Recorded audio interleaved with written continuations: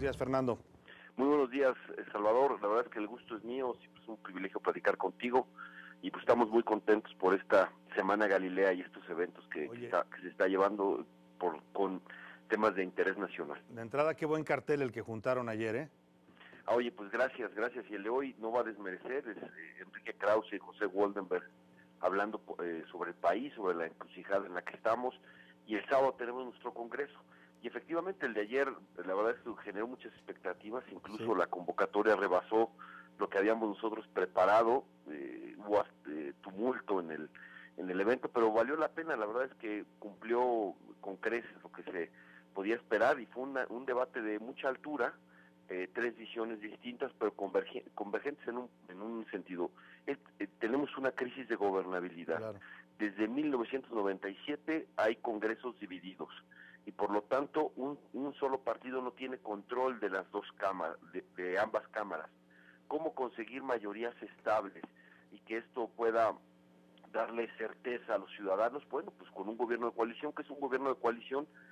Es cuando el presidente opta, así está en la Constitución, es potestativo, es opcional. El presidente opta por construir un gobierno de coalición y entonces presenta una propuesta de gobierno al Congreso que tiene que ser aprobada por mayoría.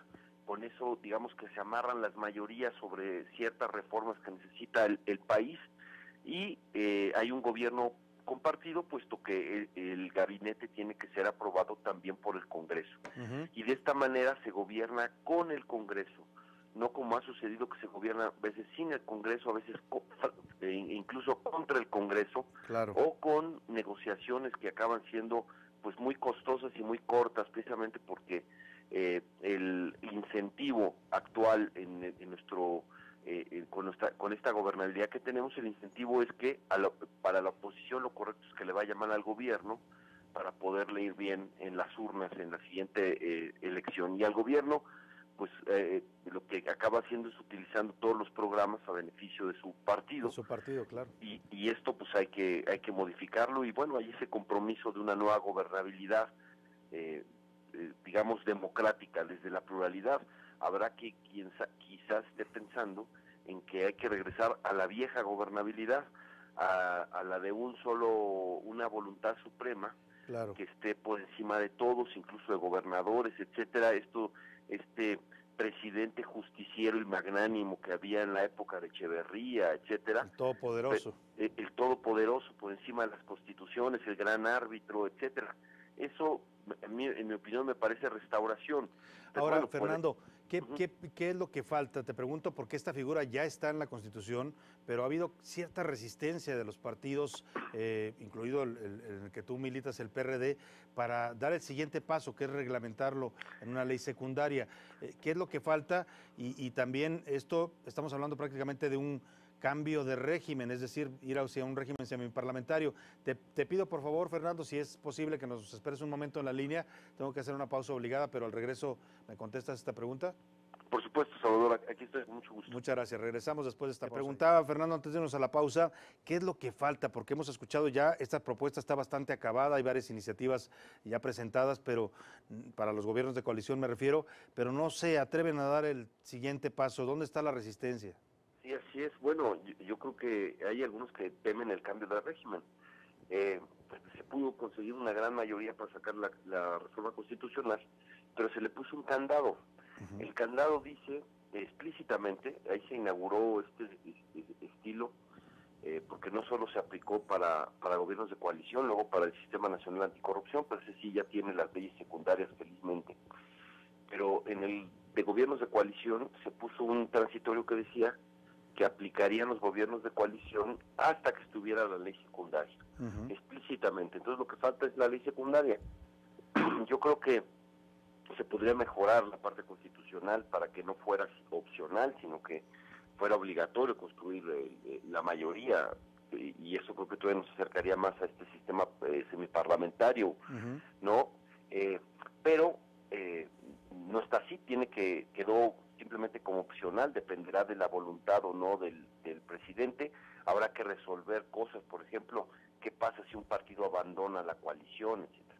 Ahora, lo que puede ser muy interesante es que quien se puede adelantar es la Ciudad de México, porque en la Constitución de la Ciudad de México quedó también los gobiernos de coalición y quedaron también opcionales, pero también se requerirá la ley secundaria, pero la Asamblea Legislativa puede hacer la ley secundaria.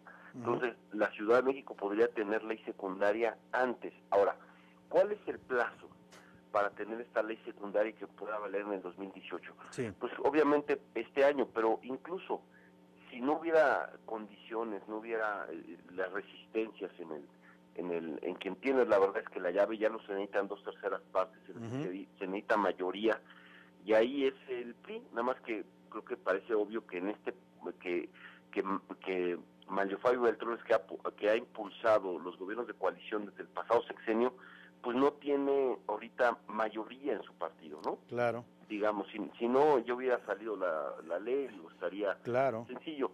Pero bueno, si no saliera en este último año de esta legislatura, pudiera salir también de septiembre a diciembre, en el primer periodo, porque recuerda que el presidente entra el 1 de diciembre, o sea, y los diputados entran unos meses antes.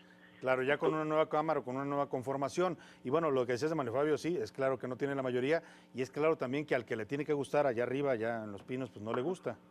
Sí, no, y es un atraso. Entonces estamos en el peor de los mundos. No tenemos segunda vuelta, ya no vamos a ir a la elección a segunda vuelta, que también de alguna manera contribuye porque genera coaliciones en el último tramo, digamos. No tenemos segunda vuelta, no tenemos gobierno de coalición. Es cierto que la segunda vuelta no implica necesariamente gobierno de coalición. Es cierto que la coalición electoral no implica gobierno de coalición, ¿no? Pero es necesario realmente que haya esta gobernabilidad para que se trabaje con el Congreso. Yo creo que hay un riesgo de que el camino para alguien no sea ese, sino sea yo voy a gobernar contra el Congreso y apelo al pueblo si es que lo requiero, ¿no? Claro. Por ejemplo, lo digo, pues quien encabeza las encuestas, que tiene una posibilidad importante de ganar, Andrés Manuel, él habla de llevar las reformas estructurales a plebiscito. El problema es que recordarás que los 3 partidos quisieron ir en 2015, o más bien 4 partidos quisieron ir en 2015 a consultas populares, y la Corte bateó a todos. Claro. Porque todas las consultas populares implicaban recursos públicos y esa era su interpretación, entonces no aceptó ninguna, convirtió las consultas populares en la carabina de Ambrosio, pues. Claro. Entonces, modificar eso requiere una reforma constitucional, y eso necesitas el Congreso. No puede ser directamente hacer un referéndum sin el aval del Congreso, etcétera, y ese pues es punto. ¿Vas a gobernar con el Congreso o vas a gobernar frente al Congreso, contra el Congreso, utilizando o apelando, digamos, entre comillas, al pueblo para presionar al Congreso? Son dos lógicas distintas, ¿no? Claro. Y bueno, eso quizás sea lo que esté en disputa en el 2018, ¿no? Se va a construir la gobernabilidad con la pluralidad o no, o se va a pensar que tenemos que regresar a esos tiempos de el gran factotum, la voluntad suprema que definía todo. Me parece que es por lo menos algo que debería quedar claro. Yo lo que creo es que es la pluralidad, aunque también yo diría falta un actor. El actor es la sociedad civil. Claro. Que hay una gran iniciativa o fuerza o mandato de decir, rompamos a la partidocracia, abramos el opción de la partidocracia. Sí. Y ya se encontró alguna forma ahí con las candidaturas independientes, etcétera, pero sigue siendo insuficiente, pero el gobierno de coalición pudiera incluir a la sociedad civil. Bien, también, no hay nada, aunque puedan votar básicamente los partidos, pero esperemos que en el Congreso también estén representados independientes o gente de la sociedad civil que haya llegado a acuerdo con los partidos, etcétera. Pero me parece que la sociedad civil tiene que ser un factor importante, no solo para la elección, sino también para la gobernabilidad. Así es. Hola, Fernanda, ¿cómo estás? Selene Ávila, ¿qué tal?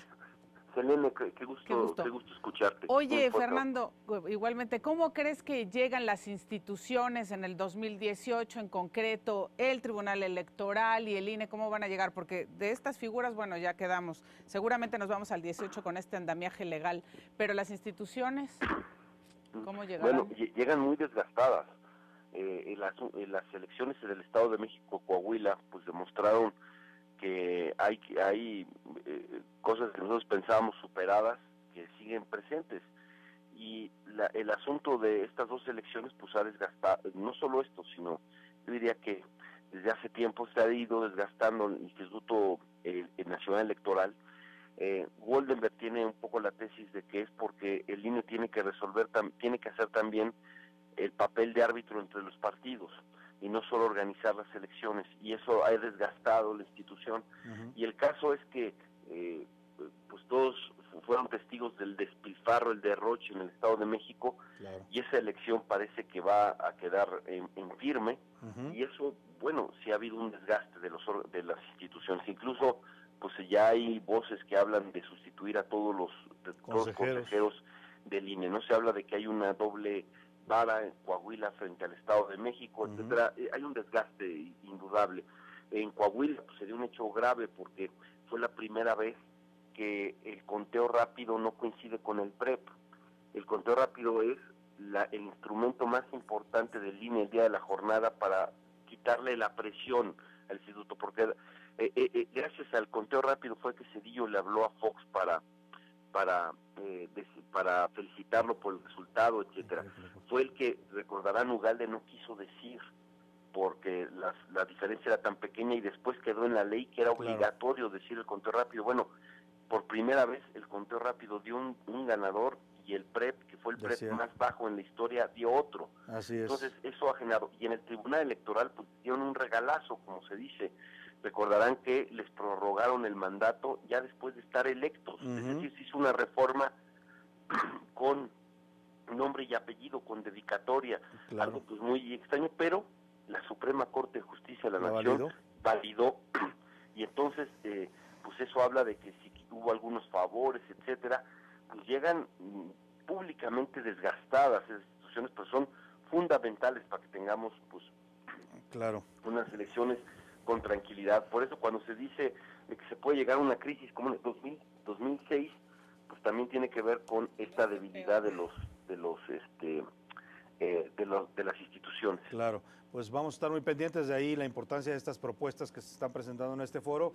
Estaremos consultándote el próximo lunes para escuchar conclusiones también a las que llegue el Grupo Galileos después de estos ejercicios interesantes que están realizando. Fernando Belauzarán. Oye, pues muchas gracias, Salvador. Aprecio mucho, Selene, qué gusto escucharte. Creo que estás por ahí también, Carla. También Carla aquí está. Les mando un gran abrazo y siempre es un privilegio hablar con ustedes.